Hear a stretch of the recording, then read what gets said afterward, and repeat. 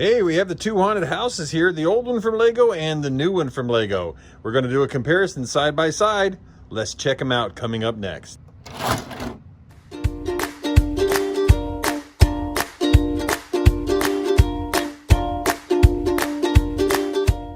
Hello everybody, this is Drmcbrick and I am here with the two haunted houses that Lego has designed this decade, or I guess last decade, this decade, or within a decade of one another. You know what I mean.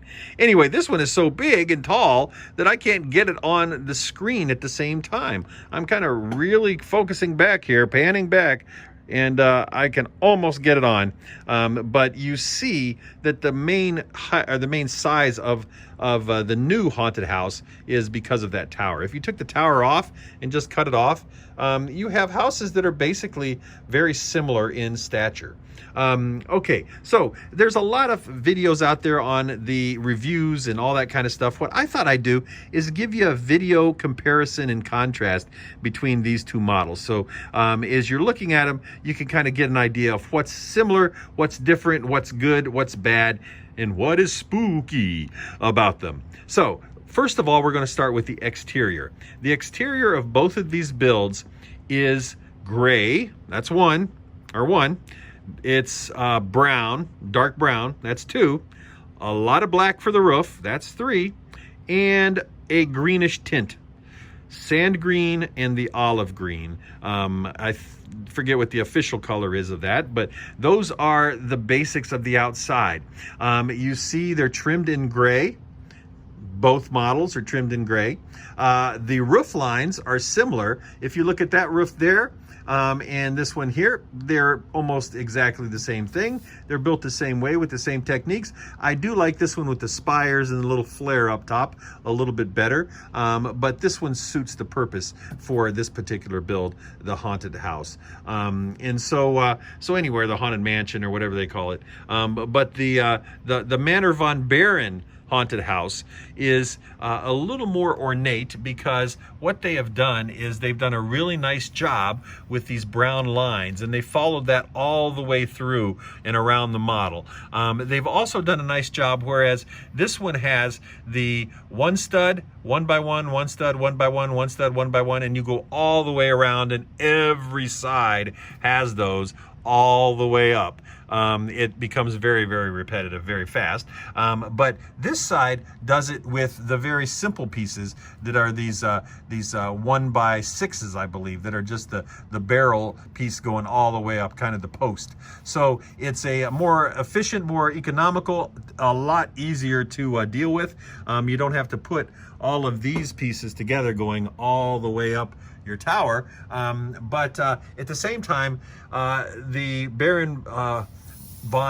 Mansion von Baron looks a lot fancier because of just this simple technique that many people use, and then the fact that they have these lines. And I really appreciate when they're building houses like this that they put these lines in, because it gives it kind of that construction. It really makes it set apart from something like this. Now, the one thing that I love about this particular house is that you can see all the way through it that the plaster is coming off and the paint's coming off, and you can see the lathing back there on the wood and everything on the outside, and I absolutely love that. Whereas this house has a nice stately look. This the Manor von Baron has a very stately look. It almost kind of has a churchish look all the way up to the stained glass windows. And you know, if you just looked at it from here, you'd think that maybe it is a church. Where this one obviously is meant to be a monster house and meant to be run down. You see the windows boarded up. You see all of the concrete all torn up and all that kind of stuff. You also see on the fireplace, it's all messed up and everything like that. You have shutters falling down. All the ironwork up top is all bent up and everything like that. So this is really made to look like a haunted house, where this, not so much. It is made to look like a mansion, like the Manor von Baron. Now, one thing that I see that struck me immediately, and this is in the first bag, actually, the first build that you do, is right here. It looks like what they did was they're like, hey, we got to call this a haunted house, so we're going to force the issue, and we're going to put, let's see, we need a tombstone. Yeah, that's haunted. A couple tombstones there. We'll put a pumpkin there and a couple of vines. And yeah, okay, then we have our haunted part. So it almost seems forced that they're kind of pushing that haunted feeling, right? However, when you look at this, this is supposed to be a thrill ride, which is supposed to be an amusement park. Now, if you go to any amusement park in the world, you know that those rides in the Haunted Mansion at Disney World and all these types of things, they're kind of campy. And so I give people the benefit of the doubt, and I'm pretty sure that's probably what they did, was they didn't mean this to be spooky. They meant it to be kind of campy. In other words, it's a thrill ride. It's a fake. It's not real. And so because of that, it's going to have props. And these are some of the haunted props to make one think, as you're standing out here in the queue and you're walking in, to make you think that you're going into a haunted house. Whereas this particular house, this is spooky. When you go into this, you expect to see the mystery machine sitting right there. And you know you're going to have a very, very haunted experience when you go inside of here, just by the looks of it. So this is something that, yeah, you might see in a theme park, probably not as much as you would see something that looks like this. Fancy, more Disney-ish, and more of a thrill type of ride, obviously, with the tower going up and everything like that. So on the exterior, that's pretty much what it has. Now, this one only has one entrance, and the entrance is down here. And one of the things that I really like about this entrance, two things actually. One, it has a ramp for handicap accessible folk, and I think that is absolutely wonderful, because there are some folks that can't negotiate stairs, and I think it's great that Lego does that. The other feature that it has, it's very, very subtle, is right up here is a little very subtle knob, and you can come down here and you can open the doors. And it's absolutely fabulous. I mean, this feature alone is something that it's a very simple mechanism, but it's really, really cool. Now, those doors are brick built, very simple with tiles and plates and these elements right here. And this is a basic door. This is a basic door. So you have that on the outside. You have a fancy door, you have the basic door. Again, you have these elements here, like I mentioned, you have these elements of the single stud one by one, single stud one by one, and you go all the way up. All the way up, and so that again gives it its fanciness, right?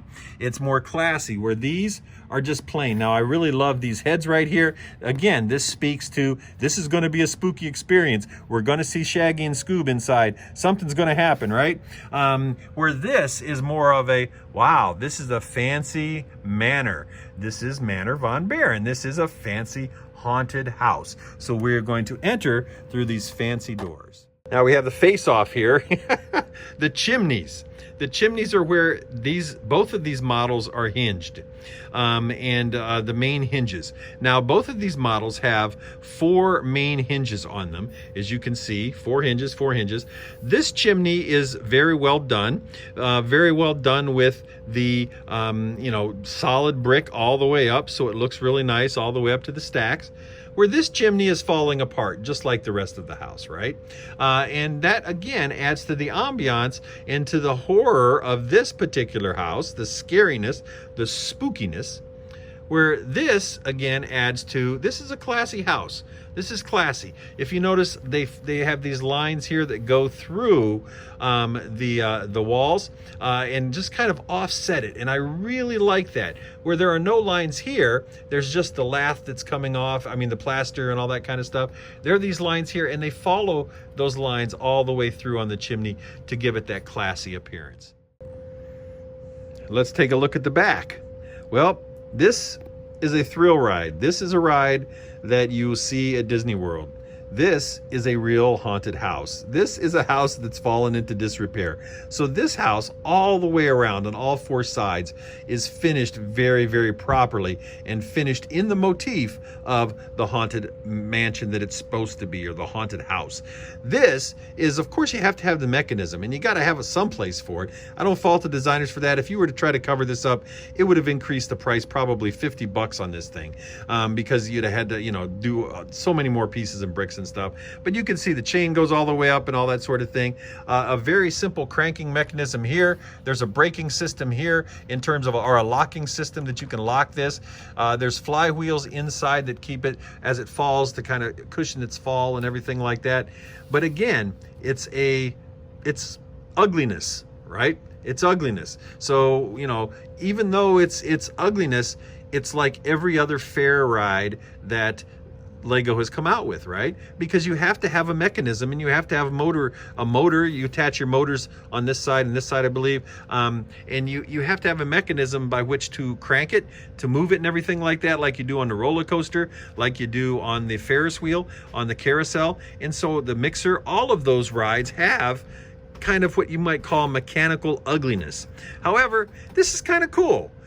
Those big flywheels, they look really interesting. They're kind of neat. I mean, when you think about it, that chain going up, it's black. It's in a color that really kind of fits in. It doesn't really outside of, once it hits those gray parts, it doesn't really stick out very much. But it is what it is, right? It is what it is. This is what it is. It's a full house and can be used as a full house on all four sides. It has some neat ornate features up here with these bars. It has, again, the sloped roof, the high sloped roof with the wrought iron up here that's bent every which way and everything like that. Follows the bar theme right up there as well. And so it follows the theme extremely nicely in this particular model. Now, in this particular model too, you also have on the other side, you have another entrance. Now, where I keep saying Manor Von Baron. Von Baron Manor, or Manor Von Baron, whatever it is, this particular house only has one way to get into it because, again, it's a thrill ride. You would think they'd have an exit, but they don't. Anyway, but this has a side door because, like most houses of this particular architectural style, you'll have a front porch and then a kitchen that leads out the side door and everything like that. So how do they open up? They both open up this style. And so you have kind of a dollhouse type of thing. And there's the fireplace that centralizes on this. This opens in two halves, which comes out like this, and in this half. And so this is a large expanse when it comes, when it comes to a dollhouse type of build. So this expands much more than this does. And there's all different kinds of things in here that I'll explain. And there's all different kinds of things in here that I'll explain as well. So in this house, it's exactly the way you would expect it to be looking at the outside. It's a rundown, haunted, spooky house, right? From the very beginning, you walk in and things are run down. The floor is kind of messed up. It's got some planks on there. There's some cups here. There's a ship in the bottle, which is absolutely awesome. This fireplace, there's cobwebs in the kitchen. And of course, there's that door I was mentioning to the kitchen, to the outside, which is very common in this architectural style. You see snakes and all kinds of goblins and ghouls and stuff cooking up some toadstools or eye of newt or whatever. The bed is all run down. There's bones there. Instead of the deer horns, it's made out of bones. You have an armoire there. Is this armoire open? I can't remember. Oh yeah, it does. It does open. And so you could have some ugly and gross things in there as well. You have all different kinds of pictures, werewolves and all kinds of things, kind of all the relatives, I guess, and bones in jars. My favorite feature of the whole model is this attic ladder that comes down just like a real attic ladder. Absolutely love that part. But you see the lathing is showing in from the inside as well, from where the plaster came up. There's more relics and articles and some Easter eggs and things like that you'll find in here. An old Victrola, some stuff like that. So this inside is exactly what you think you would find by looking at the outside, all right? It's exactly what you would think you would find. And so this model, this particular, and I apologize because I'm trying to do a whole bunch of different things at once. I need my own cameraman. Anyway, this Monster Fighters haunted house is exactly what it purports to be. It's a haunted, spooky house where spooky, kind of creepy people live that you'd expect to see Scoob and the gang investigating. This is exactly what you expect to find inside of a manor, right? Manor von Baron. This would be what he would have. And as a matter of fact, you know, let's just come over here and let's just get Von Baron out here, and we thought he was dead, but he actually lives. Now, Von Baron does not come with the set because he is actually up here in this wonderful painting. The painting has a light brick in it, and so it's interesting. If you press the sign, you see the king, and he appears by the ruby. So that is a really cool feature, and the way they did that was really cool. This is a semi-transparent. It would be a glass pane, a 5x6, I think, and then underneath of that is another glass pane with another semi-transparent print, and then there's a sign, and I'll show you that sign the way it is. My favorite thing about this entire set, and yes, these two happy ghosts come with the set, but my favorite thing about this entire set, even more so than this tower, is this pipe organ. Now, this is incredible. The build of it is perfect. The way they use those gold candle pieces is absolutely perfect for pipes. The way they use the spigot pieces here are absolutely wonderful and perfect. You have the Anubis heads up there and things like that. So the idea is behind this particular house is this is all of Von Baron's stuff that he collected. Oh, wait. Oh, look who's there. It's friendly Dr. McBrick.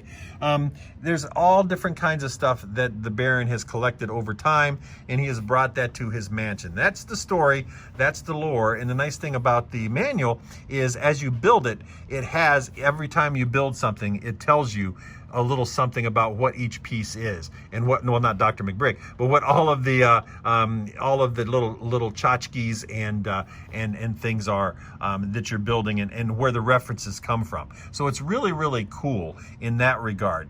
And especially for someone like me who has all of these sets, all of these old sets, I have all these old sets from the old adventurers, and I have them in my amusement park, and that's why this is going to go so well in that amusement park. But it's great to see all of these things. So the inside is really cool, but look, here is a figure. He can barely fit, right? Barely fit. Can't fit up here. No place to put him up here. Barely. Well, maybe if we set him down, we could put the Baron in there. We squeezed him in there. No place to sit up here. As a matter of fact, that guy evidently tried to sit and didn't work out so well for him. Down here, that mechanism I was showing you, hanging off of that mechanism that opens the door, it's this really cool chandelier piece. Just absolutely inspired, I think. But anyway, there's no room in here. Now, even if you were to close this up, there's still no room. There's still no room in here. If we look at this model and we open it up, look at all the room we have. We actually have a full size. If you pretended this were a modular, right, and you looked down and you took each successive floor off, you would have a lot of space down here. So again, this is a real build in terms of a house. This is an amusement park prop. And that's what it's meant to be. I assume that's what the designer's meant to be. And I don't mean anything negative to the designers. This is a fabulous set, an absolutely amazing set. But It's a prop. It's not a full-size house. It's not a full-size anything. It's made to show off all of these treasures. And of course you could play in here and just pretend this is floor space, right? That's not a big problem. And that's, you know, that's great for kids. And that's wonderful. And I'm sure my kids, when they were little, we'd all played right down here and just used this. So it's absolutely perfect for that. But again, there's no need to get bent out of shape about the fact that you can't fit minifigures up in the attic, you can't do things with them, that sort of thing, because it's not meant to be. This is the star of the show, the tower. The tower is the star of the show. It's a ride. You come in here, you pay your ticket right here to the ticket taker. You come down here and you give them your ticket. You get on this, which I just would like to say that this particular chassis here is used from the Adventurer set, although the chassis weren't blue, they were tan. And I had about a year and a half ago, I had actually made my one of my roller coasters using these old chassis from the Adventurers line. So so that was an idea that I had about a year and a half ago, and I'm glad to see that Lego is using that in this too, because it just definitely just is totally inspired, makes so much sense in here. You can see there's the viewing window for when they go up, and I don't know if I can crank it here or not. Let me see if I can crank it so you can all watch it go up. So yeah, so you see the mechanism. The mechanism is pretty slick. It goes up, continues. You can see and you can watch your person go up. And I'm cranking it by hand. I don't have I'll put a motor on it when I get it in my theme park. And you get up to the top, and then all of a sudden, and I'll bring the camera down here. When you release it, boom, there you go. And it's a pretty smooth ride coming down. So it really, really is a cool build. But again, you know, it folds up like this, makes it really nice. Really, you know how I said that light brick is on the opposite side? The switch is right here. You press that, and you can kind of see the reflection of the light. That is really cool. So just pressing that sign gives you that reflection and gives you that light. So there's basically just a switch right behind that sign, and that sign's on a couple of pins. So anyway, and the way it folds up, the way the roof line sits together and everything like that is really, really kind of cool. So anyway, so what's my verdict? What's my verdict? Which one do I like the most? Which one do I like the most? Do I like the Monster Fighters, or do I like the new Manor von Baron? Oh, one more thing. Build. What type of build? How was it to build this one, and how was it to build this one? I'll tell you what, to be quite honest with you, it was more fun to build this one because of all of the intricacy, and there's, you know, there's some repeating parts of it, but there's enough difference and everything to make it fun. This one, it was fun to build the inside stuff, to build the inside of it. But if you look around it, and particularly this, let's turn this around here. Let's go all the way around. If you look at this tower, these are the same pieces, section, all the way down, and these are all the exact same thing. And so this became extremely, extremely repetitive, especially, like I've said before, all of these.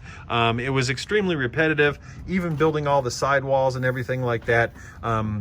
Just got real repetitive. Now, the detail on this, that's why the repetition was there, to make it detailed and to make it look awesome, because it does indeed look awesome. But with awesomeness comes a lot of detail, and that means that comes a lot of repetitious steps.